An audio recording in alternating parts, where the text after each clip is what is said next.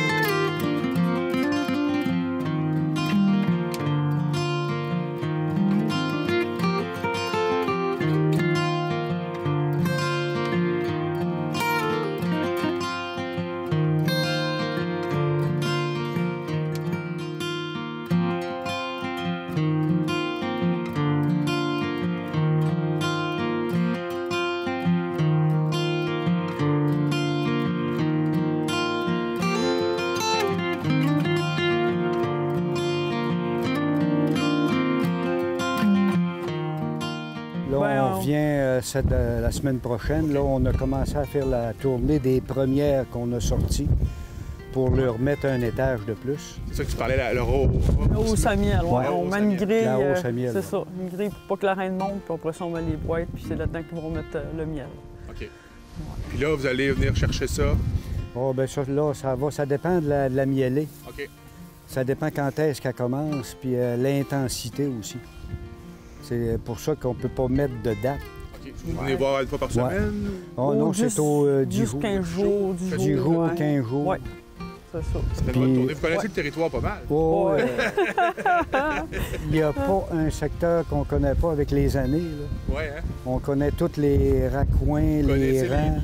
Les chemins principaux puis les chemins de l'intérieur et l'extérieur. Ouais, puis après ça, on sait où passer parce qu'on fait affaire avec eux autres, disent les agriculteurs, bon, tu fais attention aux champs. Si le terrain n'est pas bon, on sait qu'on y va pas. Okay. Oui, c'est ça. On attend, comme là, quand il pleut trop, mais le matin, c'était correct. C'était juste correct. Oui. Là, vous aviez commencé à 4 heures ce matin. Oui. Oui, le départ était à 4 heures. Température idéale, vous disiez, pour... Quand il n'y a pas de soleil, ça va bien. C'est frais. Tandis que quand il annonce plus d'ensoleillement, on part plus de bonne heure. Ouais. Ça peut être des fois à 2 heures, 3 heures. Okay. C'est 3 à 4 heures. Ouais, le matin, on avait plus de route à faire un petit peu, fait qu'on finit un petit peu plus tard à cause de ça. Là, il n'y a plus de vos ruches dans les bleuetières. C'est tout sorti. C'est sorti des bleuetières. Là, c'est tout sorti. Des bleuets, c'est fait. C'est fait. Ça fait que là, ça va être l'autre qui commence, c'est la production de miel.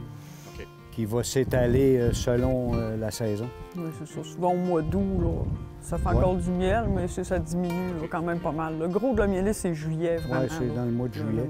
Juillet. Après ça, quand on déplace des ruches pour soit le sarrasin, on enlève le miel. Ça ne veut pas dire qu'on part avec un rucher complet. On peut venir chercher une palette ou 2 palettes par rucher. Quand on voit qu'il y a des secteurs que la fleur a abaissé, ça produit moins. Fait que là, on les ramène sur le sarrasin. Vous ajustez dans temps et lieu. Oui, c'est ça. Okay. Fait on les a tous déjà spotés, les sarrasins. Ah, on sait son où. C'est déjà fait. Oui. Vous avez une bonne surveillance. On surveille tout. Puis après ça, les agriculteurs veulent avoir la ruche pour polliniser. Dans le sarrasin, parce qu'il y a tellement de fleurs. Okay. Parce que dans le sarrasin, tu es capable de mettre une ruche à l'autre facilement et même plus. Contrairement au trèfle, qui serait à peu près... Oui, bien là, à cette heure, la densité est moins forte qu'avant parce que les gens n'utilisent pas le mélange B. OK. Anciennement, c'est comme on utilisait ça. Oui, bien, c'est ça. Tu avais beaucoup de trèfle alcique, de ladino, lotier. À cette heure, il force sur le mille. Fait que... Ou le gros trèfle. Oui, puis lui, les fleurs sont longues. Ouais. L'abeille est capable d'aller, mais c'est ça, juste... celui-là ici. Là. C'est ça. Dans le fond, l'abeille est capable de butiner, mais plus les plus courtes ici dans le tour. Fait que, ça fait beaucoup de fleurs qu'elle n'est pas capable d'avoir accès au nectar. Oui, parce qu'ils vont priser plus... celui-là. Le plus petit, ou ladino, lotier, ou l'alcique, c'est le petit. Là. OK. Ça, c'est le meilleur pour l'abeille. Ouais, les luzernes, c'est bien, mais il faut au cheval qu'il y ait des fleurs. Fait qu'on n'est pas chanceux. En tout cas, on s'organise avec ce qu'il y a. Pour ça qu'aujourd'hui, C'est ça. ben c'est ça. Tu suis, puis tu mets des petits ruchers, puis tu les déplaces. Il y a plus de travail, il y a plus d'études Oui. qu'on pense. Ah, Parce que oui. tu sais, on met ça là, puis on attend. Ah non, mais Ouais, regarde, l'été, c'est puis sûr. elle est faite. non, il y en a qui C'est- pensent que c'est ça. Si tu fais pas ça, oui, tu peux le faire. Tu vas prendre ta ruche, tu la mets là, tu ne retournes pas à voir, mais Pas les résultats, quand on- Ouais, ben ouais, c'est tu vas ça. avoir les résultats, soit qu'elle va être vide rendue à l'automne parce qu'il y a eu l'essaimage. OK. Ouais, ça, c'est une affaire qui est de surveillance tout le temps. Là. C'est un suivi. Ah ouais, c'est tout un le temps. suivi. Il faut s'assurer qu'il est tout le temps à cette place. C'est pour ça qu'on repasse, on met des boîtes, celles qui sont trop pleines, c'est ça. Il faut vraiment continuellement passer. Mais ça tient occupé. Là-dessus. On Oh, a été occupé. Ah oui, Ça n'arrête pas. on sait quoi faire, ben c'est pas compliqué, jusqu'au temps qu'on les rentre en hivernement. Ouais, là après ça, Ça commence à... c'est là. C'est ça. C'est un peu ce qu'on dit, le repos, là, c'est à partir de décembre.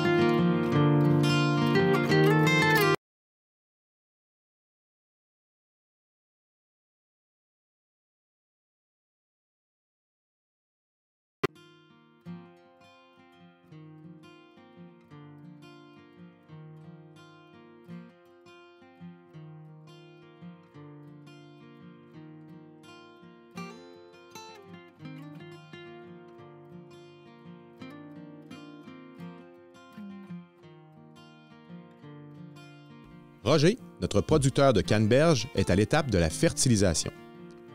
Le manque de pluie nécessite un suivi très serré de l'humidité des fruits. Roger veille au grain. La culture de fruits et l'élevage animal présentent des points communs inattendus.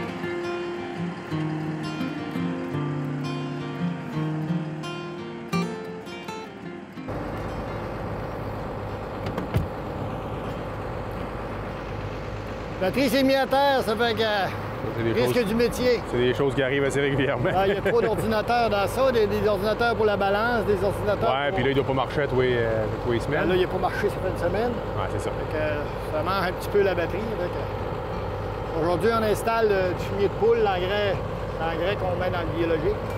Ton fumier de poule, il passe par là aussi? Oui, on passe par là. On a du liquide qu'on peut mettre dans le devant pour le M-Tross quand on traite Mais ton fumier, il était dans la poche? Oui, il est dans Ah, la OK, poche. OK, c'est beau. C'est ça ton engrais. On appelle le fumier de poule. C'est fait par Actisol. C'est du fumier de poule composté. C'est vraiment en petites graines. OK. C'est vraiment des petites granules. Oui, parce qu'il faut que ça passe dans un bus. Il faut pas que ça soit Ouais. gros. C'est vraiment un gros ventilateur qui pousse les graines à l'autre bout, puis il y a un distributeur qui les fait tomber dans le bas. OK, parce que t'as pas d'eau avec ça? Non. Ah, c'est sec. simplement granulaire. Quand on va arroser les canneberges, ça va se défaire dans le champ. OK, OK, OK.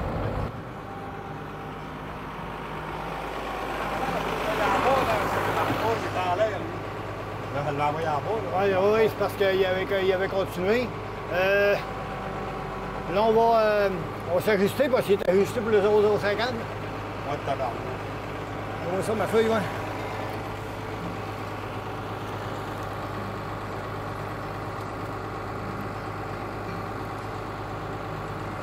OK, crayon, 200 livres à l'autre, là. C'est là qui a marqué au crayon. 200 livres à l'autre. Fait qu'on s'en redescende un peu, puis on devrait s'ajuster pas pire. On va aller le replacer, là. Ça fait 150 livres à l'autre. 18, 19. Ouais.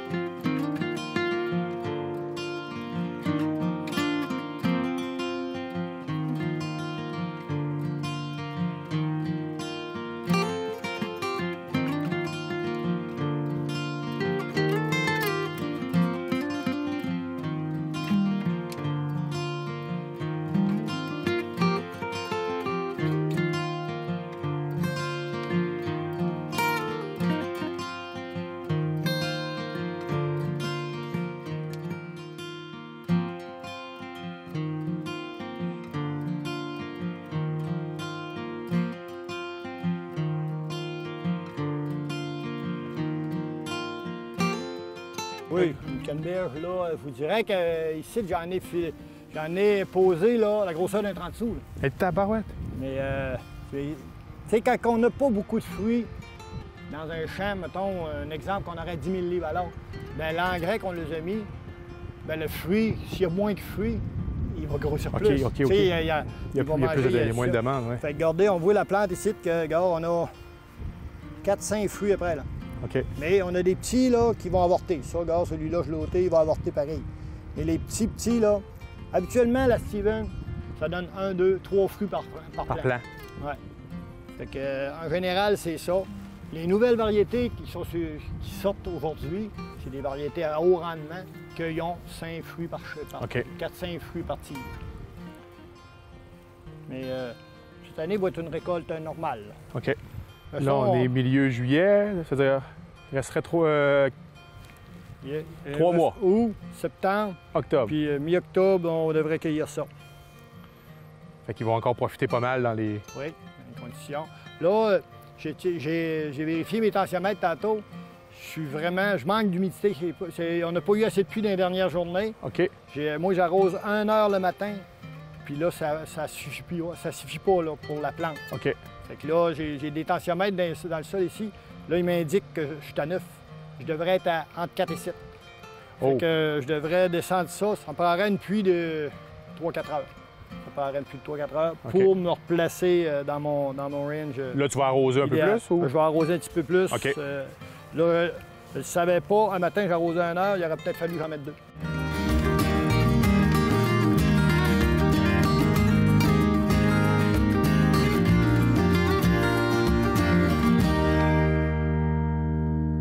Bonjour Gilles.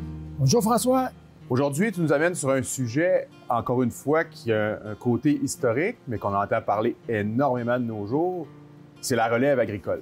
Oui, François, la relève, c'est un sujet qui est toujours d'actualité, puis dans tous les domaines. Alors, je pense que c'est important aussi en agriculture de compter sur une belle relève, une bonne relève. C'est ainsi que j'aimerais vous parler aujourd'hui de ce sujet qui va encore une fois compléter les autres sujets qu'on a abordés ensemble.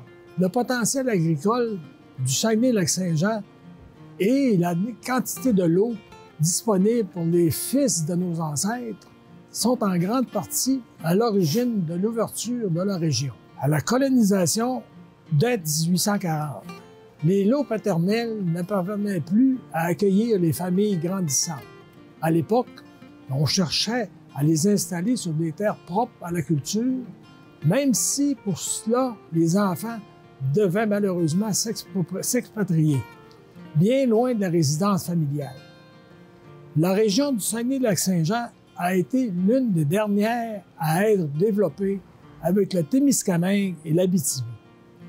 En août 1849, l'abbé Hébert guide les premières familles dans le canton Labarre, puis se succèdent des voyages dans les cantons Caron et Métabetchouan pour des hommes et des femmes qui ont dû repartir à zéro sur des terres encore inexploitées.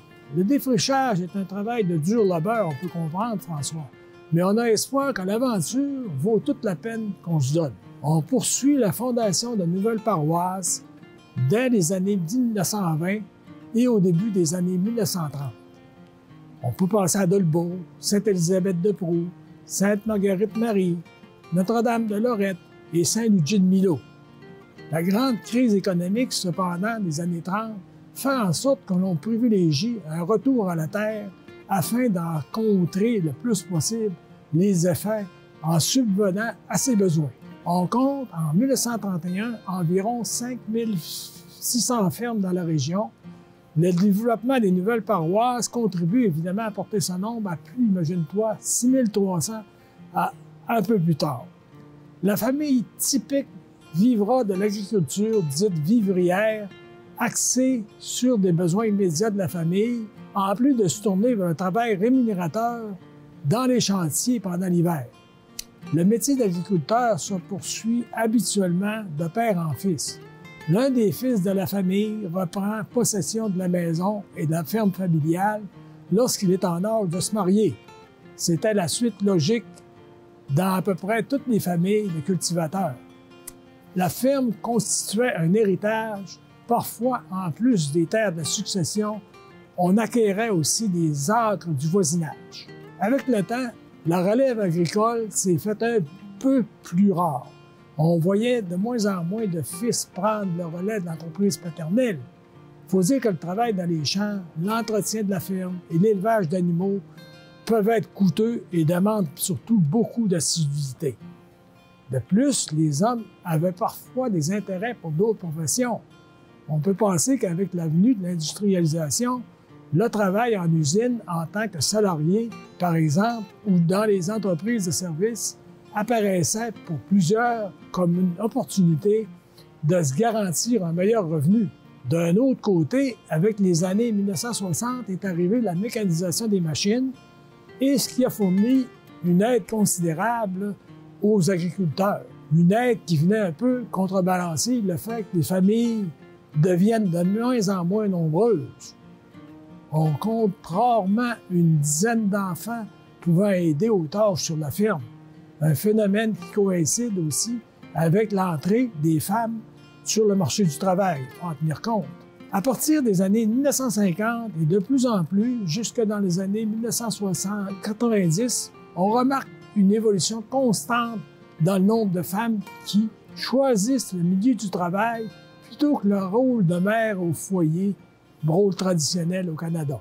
On ajoute à cela une diminution de l'influence de l'Église catholique, auparavant presque omniprésente dans la société. Elle cède maintenant plus de place à l'État, à la gestion par l'État. On joue moins la carte de la foi pour favoriser le travail du dur labeur en agriculture, qu'on disait entre autres être un moyen de mieux gagner son ciel. Tout cela pour dire que le nombre de fermes au Saguenay-Lac-Saint-Jean n'est plus aussi important, on peut le comprendre, mais le secteur agroalimentaire, lui, demeure un vecteur économique majeur. Les conditions climatiques favorables de notre région et la fertilité de nos sols profitent aujourd'hui à un peu plus de 1170 fermes, selon les dernières données de 2020. La majorité de ces entreprises demeurent encore familiales, encore de nos jours, mais elles emploient tout de même de la main-d'œuvre pour, bien sûr, assurer la production puis la rentabiliser. Certaines fermes sont plus vastes aussi et plus spécialisées, d'autres vont demeurer petites et vont préférer une agriculture de proximité. Elles ne visent plus nécessairement la subsistance d'une seule famille ou d'un petit village. C'est même toute une province qui en profite, puis ça va même au-delà des limites du Québec et même du Canada. Alors, ça fait pas mal le tour encore de ce sujet-là, François. Et puis, ça va s'ajouter encore à d'autres informations qui pourront venir dans d'autres capsules. Très intéressant. Fait que on voit que la relève agricole, historiquement, plus rattachée à la famille, plus rattachée peut-être, sans être péjoratif, à une obligation peut-être, passe aujourd'hui beaucoup plus vers la passion ou l'intérêt beaucoup plus. Oui, c'est véritablement la passion qui est prédominante à ce niveau-là. Fait que je vous remercie beaucoup. Je vais vous dire à bientôt. On va s'en prendre bientôt pour d'autres sujets qui pourraient être aussi qui pourraient intéresser à peu près beaucoup de gens. Guy Duchesne reçoit la visite d'une vétérinaire. Au menu, échographie de ces femelles qui viendront dresser le portrait de l'insémination du printemps et, du même coup, encourager les efforts de l'équipe. Dans le fond, aujourd'hui, Oui. tu as tout retrié tes vaches pour voir celles que tu avais. Celle qui était restante? Et en même temps, d'en as profité, vermifure, Oui, ben c'est. Oui. puis un vaccin. Le vaccin, c'était. Le vaccin, c'est pour une maladie pulmonaire. Ah, ben c'est parce que l'autre fois, là, le vet, il aimait mieux qu'on. Lorsqu'on a mis les embryons, il aimait mieux qu'on fasse pas de vaccin tout de suite. OK. Fait que t'attendais C'est pour ça que le matin, on fait ça. Fait qu'ils ont eu le vaccin, ils ont eu un vermifuge, puis après ça, ben là, ça s'en va ça va retourner au pâturage, puis pour l'été. ouais. Tu vas les revoir comme là. Puis là, celles qui sont pas gestantes, ils vont être accouplées naturellement par Ils vont pogner, ouais, ils vont être saillis par le taureau. OK. Puis là, celles qui vont avoir été par les embryons, celles-là, tu les connais. Fait que quand ils vont. Ouais. Tu les laisses au pâturage pareil avec les autres? Oui, ils restent dans le même groupe. Il n'y a rien qui change. OK. Ça va être en 2022, en février, mais avant le veinage, c'est là qu'on va les regrouper. Ils vont être dans un site, là, eux autres, tout seuls. Là, ça va être de la surveillance parce que ça va être la fin février. Là. OK, là, ça va être là qui va être important. Ouais.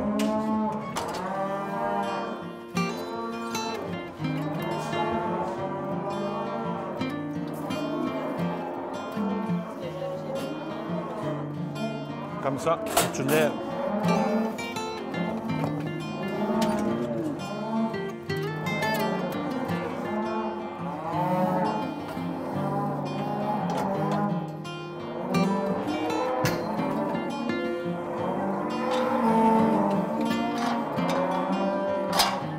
Hein? C'est bon? Oui.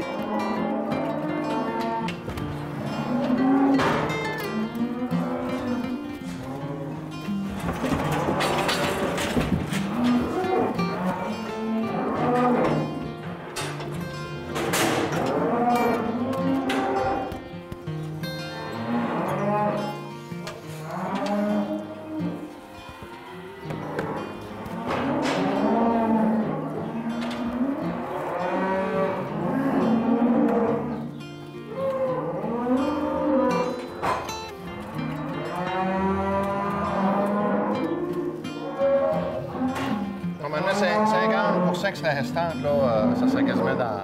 Ah ouais, ça serait bon? Ça serait, Ça satisfait? ça serait dans la moyenne. OK.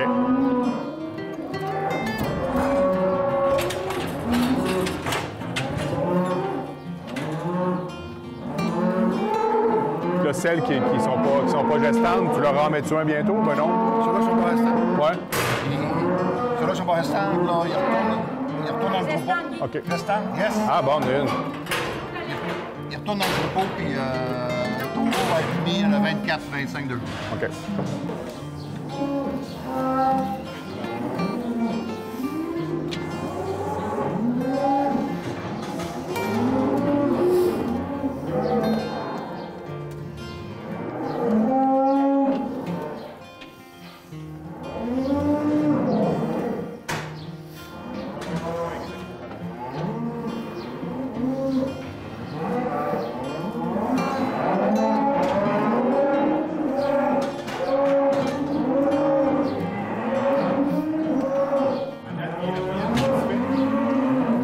Non. Plus ou moins? Non.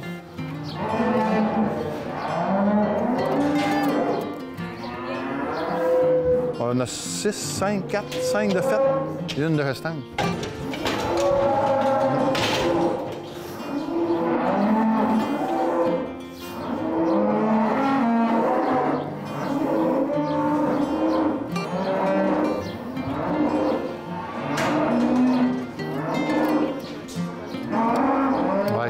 Oui.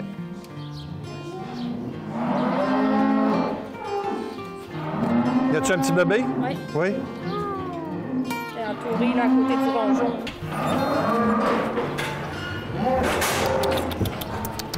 Ça te suffit. Laisse-moi un peu. Lève debout, lève debout, lève debout. Oui.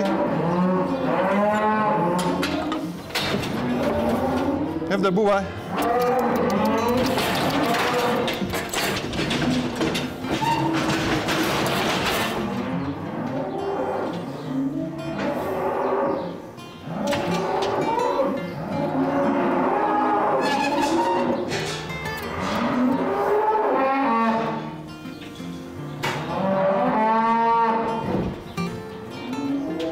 Parce que vous voulez les vacciner quand on l'a implanté, il aimait mieux pas. Ouais, il aimait mieux après. Puis moi, ben, j'aime mieux une vache qui est vaccinée. Ben, moi aussi. Ouais. Ouais. Puis, une médecine. Hein? Je me rappelle pas. T'as peu, tu me l'as déjà dit, ça sera pas long. Mais,